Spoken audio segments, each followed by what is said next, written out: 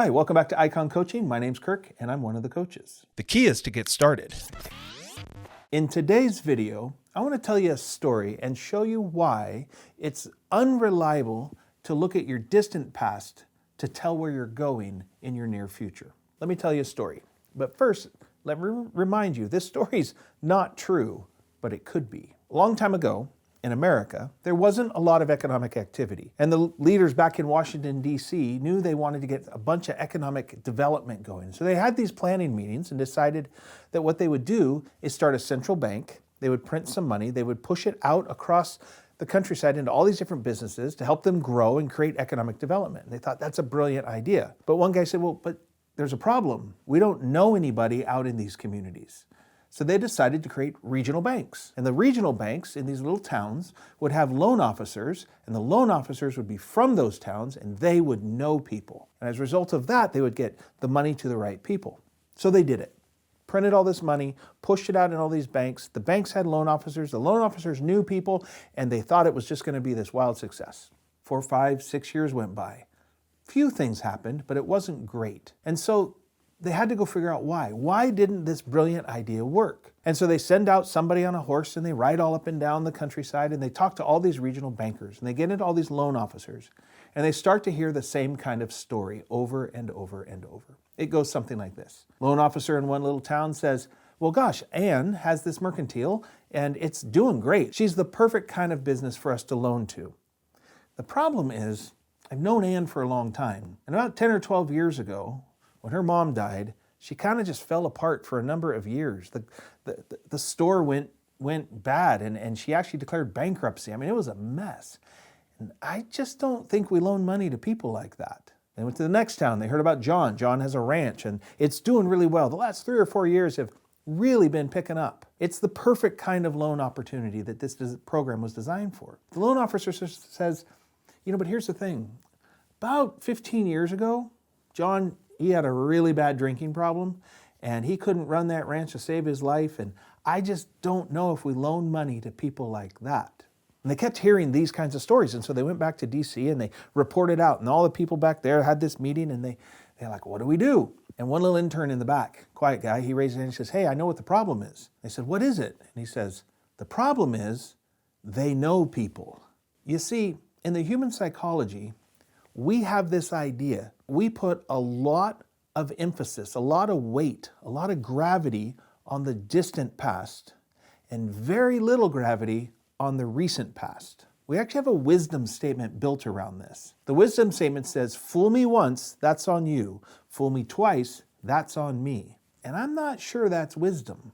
The loan people, the banks, they said, all right, we're going to fix this thing. And they invented something called the credit score. And the credit score is an interesting idea, and it breaks this human psychology. You see, if you think about a teeter-totter, and on one side of that teeter-totter where all the weight is, in the human psychology, it's the distant past.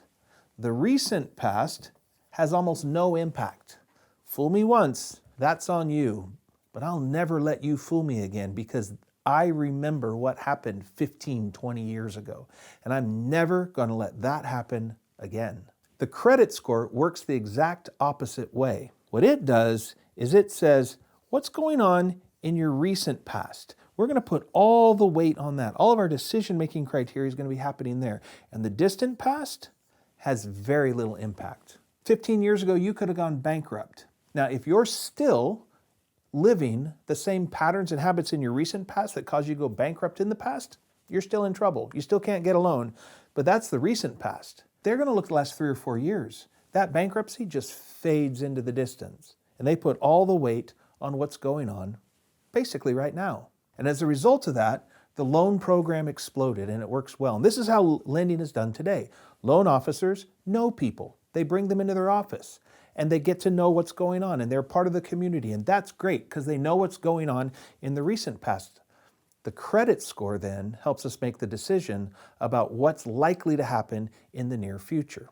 Wouldn't it be great if we had a personal development score the same way we have a credit score? A personal development score that would weight our recent past instead of consistently reminding us about our distant past. Because unfortunately, the same piece of wisdom, fool me once, that's on you, fool me twice, that's on me, applies to an internal narrative as well. I made that mistake once.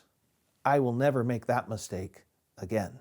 Let me show you how this plays out in our experience in building business, taking chances, in terms of our expectations for ourselves and our internal dialogue. I want you to imagine that there's a chart.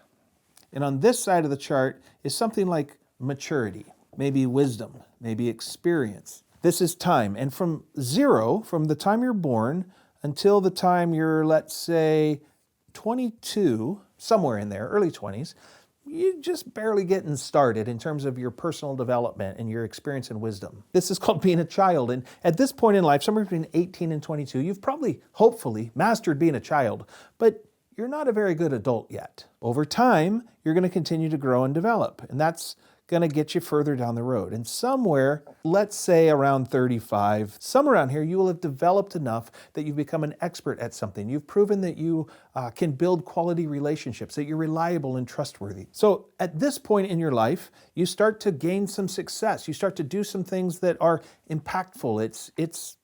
Maybe it's going well for you, and you start to get an upward trajectory. And let's say somewhere around, we'll say 40, you sit with yourself and you do a personal reflection. And you start to set goals for yourself or ponder what's next for you. If we use the model where the distant past has all of the weight and the recent past doesn't, you'll go back in time, you'll look at this whole thing, and you'll remember right there the terrible mistake you made that you're making sure you never make again, and the decision you made right there that caused your first business to fail, that you still carry shame around, and you're like, I don't ever want to talk about that, and I most certainly don't want to make that mistake again. But the thing is, over time, you learned from that mistake. And what you want to do is integrate that knowledge into the present tense, the recent experience that you're having. Because if you put weight on the distant past, the way most of us do, you'll see a trend analysis that looks like this.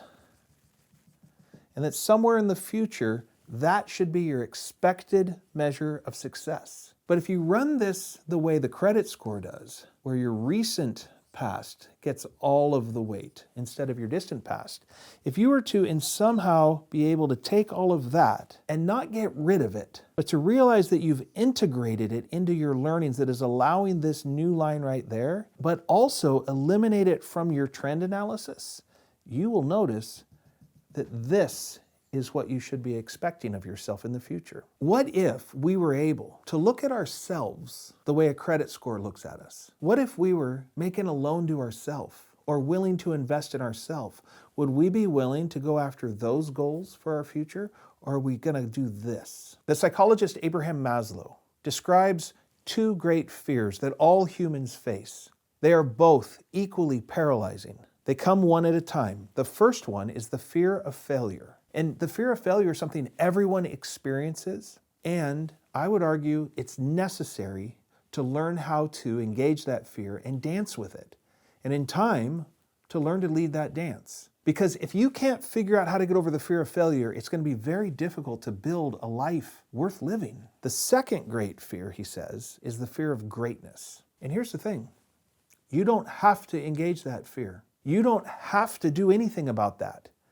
You get to, if you choose it. A lot of people can pin or tag experiences in their life that they would say that was the fear of failure. We have a lived experience with that. But to call it the fear of greatness can feel weird because it feels like I want greatness. It feels like that's what I'm actually striving for, and I'm not afraid of it at all. That fear comes when you're actually facing down the barrel of it, and quietly inside you realize, holy smoke, this is one of the most vulnerable moments of my life, and I could just walk away. I don't have to do this. And sometimes we'll even label that the fear of failure, but it's not. We've already proven that we've gotten through that. We've already proven that we can dance with that fear. It's actually the moment when your greatness is being called upon, and you may or may not respond, because you don't have to. Nobody will notice. Nobody will fault you for not doing something that nobody even knew you were thinking of doing. A lot of times, these are the answers to the question, what do you want? Which we think is the second hardest question in the world, and we'll actually hide it from ourselves We won't answer it as profoundly as we're able because we are self-stifling because of the fear of greatness. At this point in our life, we often have something very meaningful to lose. We are risking something that maybe took us decades to build. And I don't know that I want to risk that. It's possible that it's not even wise to risk it sometimes. And I'm not saying that going after this thing, these things we want that come from intrinsic motivation guarantee success. It's not that at all. It's just as easy to fail at trying to go after self-actualization. But the thing is this, when we're moving towards that highest and best use of ourselves for the benefit of others, I don't know that you can actually fail at that. To reveal you to the world in a way that could benefit somebody else is no longer a measurable act on the scales of failure and success. It's a totally different kind of experience. It's intrinsically motivating, where the very act of doing it is its own reward. So I get it. It's a little bit of a weird idea. But when I sit with clients over and over and over, when I sit with myself and I engage and open up to this idea, I find I'm afraid of it. The question is, am I going to do it anyway? So back to our diagram. If you look at your distant past and you recognize that you made a bunch of mistakes back here and that you're working really hard to make sure that you never make those mistakes again, you're successfully dealing with your fear of failure. And you can build a life worth living. You will succeed and overcome failure, or at least learn how to live with it. But if you were to look at your past, just the last 3 or 4 years, and if those years are on the rise like that, and you were sort of able to dream into this future, you'd be dealing with your fear of greatness. And there's no guarantee it's going to go well. It's just worth it.